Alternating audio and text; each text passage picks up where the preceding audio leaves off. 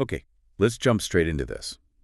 We spent some time digging through a fascinating stack of material someone shared with us. Hmm. And it all points to something, well, critical, but maybe a bit subtle sometimes. How history is being actively used. Or misused. Exactly misused. Often deliberately reshaped, twisted even, as a tool for political power. Right now. Yeah, it's happening all over. It really is, globally. Yeah. And understanding it feels pretty essential, for making sense of things in, well, 2025. Absolutely. And what's really crucial to grasp, I think, is that history isn't just some dusty collection of facts and dates. It's not just about the past. Right. It's the bedrock of our collective identity. Right. It shapes our values, informs our sense of belonging. Sure. It dictates who we see as us and, well, them. That us and them is key. It is, because history is so fundamental to who we are, controlling that narrative. That becomes incredibly powerful, especially for those looking for political leverage.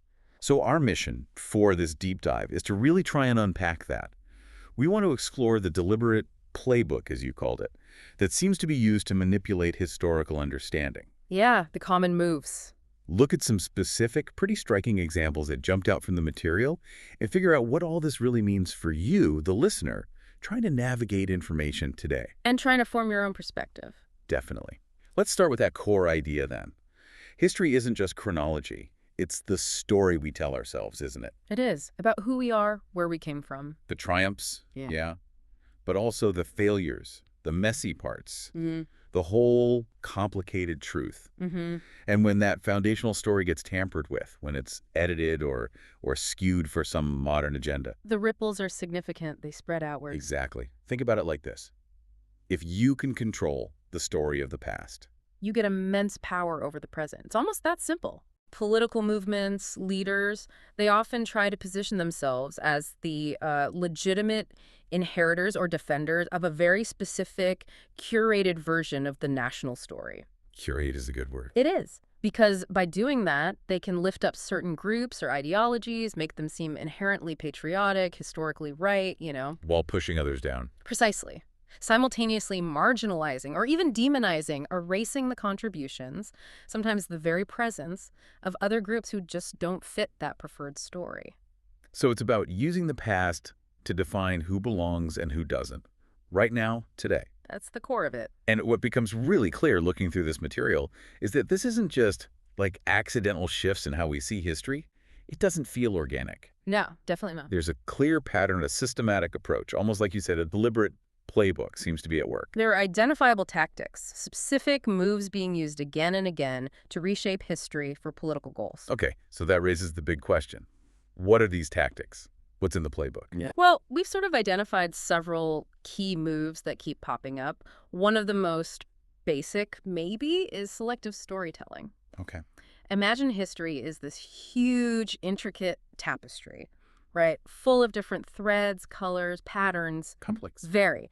This tactic involves carefully pulling out only certain threads, highlighting the bright colors that fit the pattern you want people to see. And ignoring the rest. Or deliberately cutting out the darker threads, the complex bits, anything that contradicts the narrative they're pushing. So you might focus intensely on, say, the glorious achievements of one specific ancient kingdom. Its military might, its golden age. Exactly. Hold it up as this pure, shining example.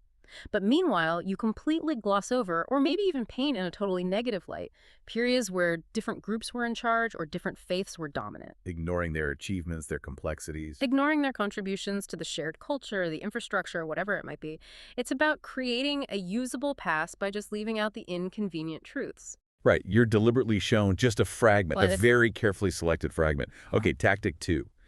This one feels particularly nasty. Myth-making. And this isn't just, harmless folklore. It seems to be the creation and active spreading of conspiracy theories. Woven right into the history. Yeah, weaving them into the historical narrative, even when there's absolutely zero credible evidence. It's powerful, though. Incredibly. Yeah. The material gives that potent example from India. The love jihad claim. Right. This idea that Muslim men are somehow involved in this huge secret conspiracy to seduce Hindu women just to convert them. An organized plot. Yeah, presented not as some fringe theory, but as a historical threat, a danger going way back. Despite investigations finding no evidence. Exactly. Reports show no organized conspiracy, but by embedding it in this context of perceived historical grievances, it gains this dangerous legitimacy. And once you've got those myths or those selective stories established, the next logical step in the playbook is, well, you need to make them stick for the next generation. Ah, the textbooks. Rewriting textbooks, exactly. If you control what kids learn in school. You shape the future's understanding of the past. Profoundly. You do. And we see systematic revisions. Figures aligned with a particular ideology get boosted to national hero status. Their tricky bits get ignored. Downplayed, ignored, absolutely. While figures or periods associated with, say, secularism or different communities, they get minimized, misrepresented. Or just deleted. Or removed entirely. It's about creating a new foundational story that supports the political present they want. It's literally changing the baseline knowledge. And tied to shaping the mental landscape is shaping the physical one, right? Through monument mania. Yes. Statues, street names. You see it with putting up specific statues or renaming streets, public squares. These aren't always just neutral acts of remembering history. Often far from it. They're often deliberate political statements, aren't they? Asserting whose history matters most, whose is secondary, or maybe even undesirable. Definitely. The renaming of Aurangzeb Road to APJ Abdul Kalam Road in India is a great example from the material. Honoring Kalam is one thing. He's widely respected, but the act also carries this clear symbolic weight, doesn't it? It diminishes the older name. It diminishes the visible presence of a historical ruler from a different era, a different faith. It asserts a different lineage, a different identity for the nation right there on the map. Physically embedding the preferred story. In the public consciousness, absolutely. And a really powerful modern tool in this playbook, something relatively new, is social media as a time machine. Huh, I like that phrase. Well, platforms like X, they're incredibly fast. Things go viral. Perfect for spreading simple claims. Exactly. Simple, often totally inaccurate historical claims. Things like, oh, ancient India invented Wi-Fi, or, other super advanced tech found in ancient texts. Claims with zero basis, in fact. Zero basis in historical or scientific fact, but they spread like wildfire. They completely bypass academic checks. And create this popular, distorted view of history. Based on memes and sound bites, yeah. Not actual scholarship. So putting all these tactics together, you might be listening and thinking, okay, I get it. History is being messed with politically, but why should I specifically care about historical debates in India or Europe or wherever? How does this playbook actually affect me? And that's a fair question. It is? It matters deeply because this twisting, this manipulation of history, it has direct, real-world consequences today, right now, especially around that fundamental question.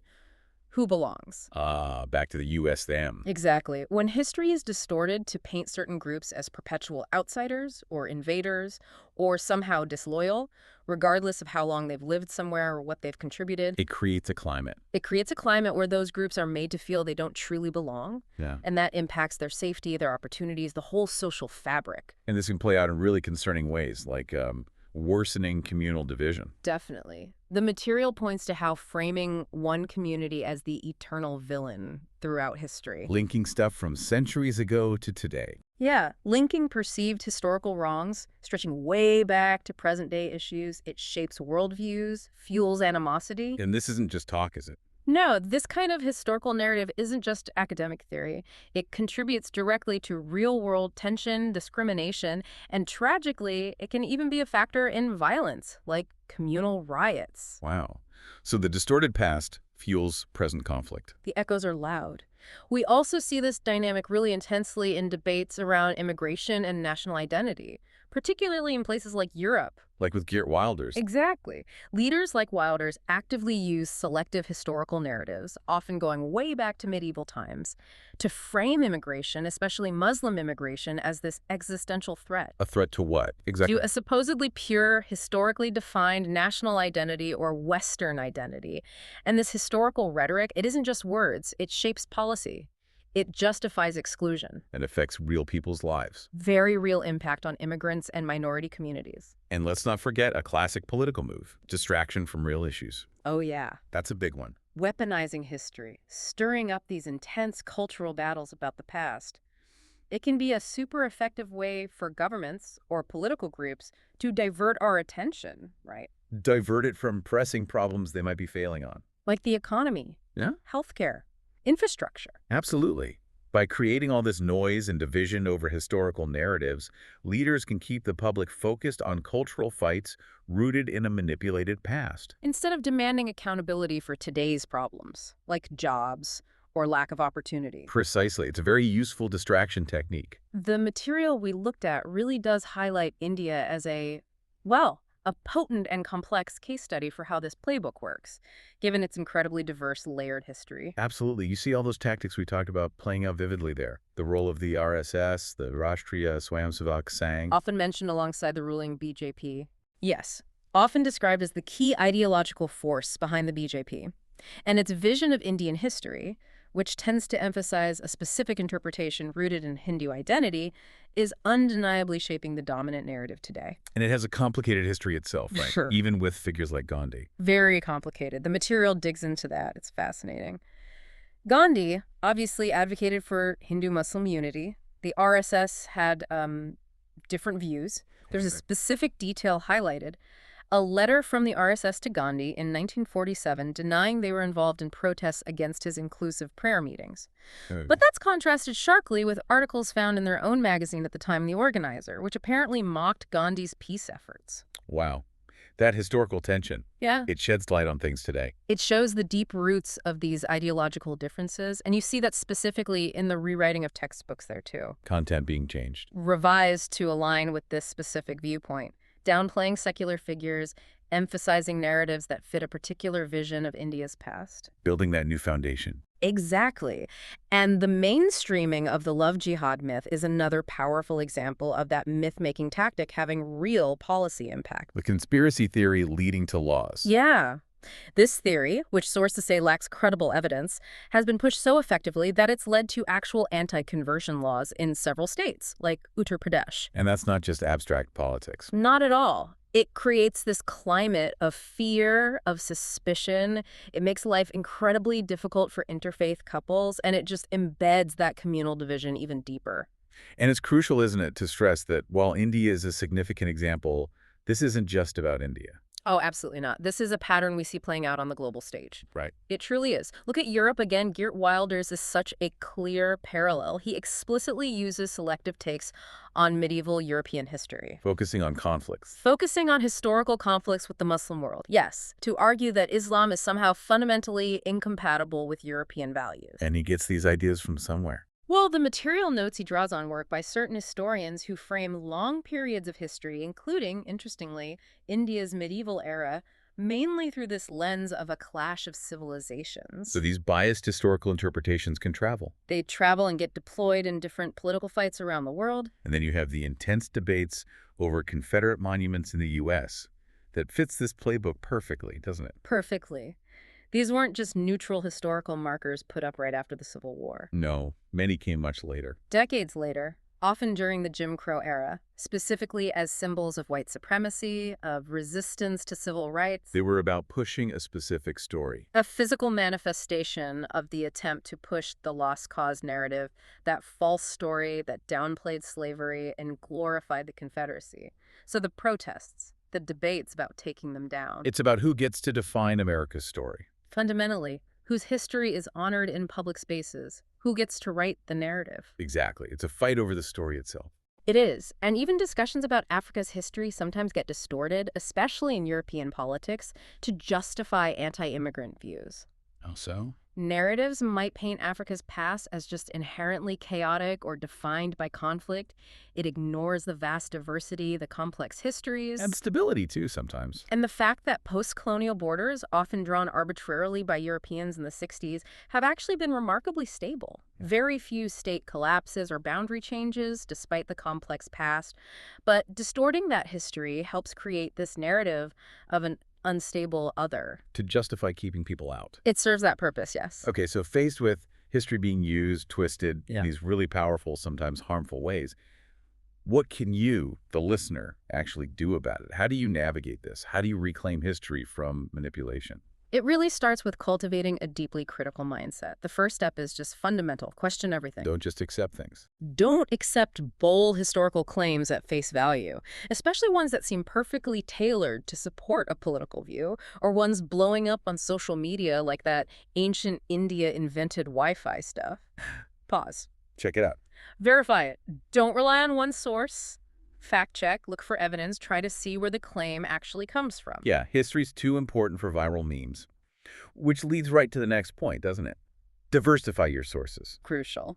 If your understanding of history mainly comes from one narrative, one set of books, channels aligned with one ideology, You're getting a filtered view. a very filtered, potential biased picture, you have to make a conscious effort to seek out multiple perspectives. Like what?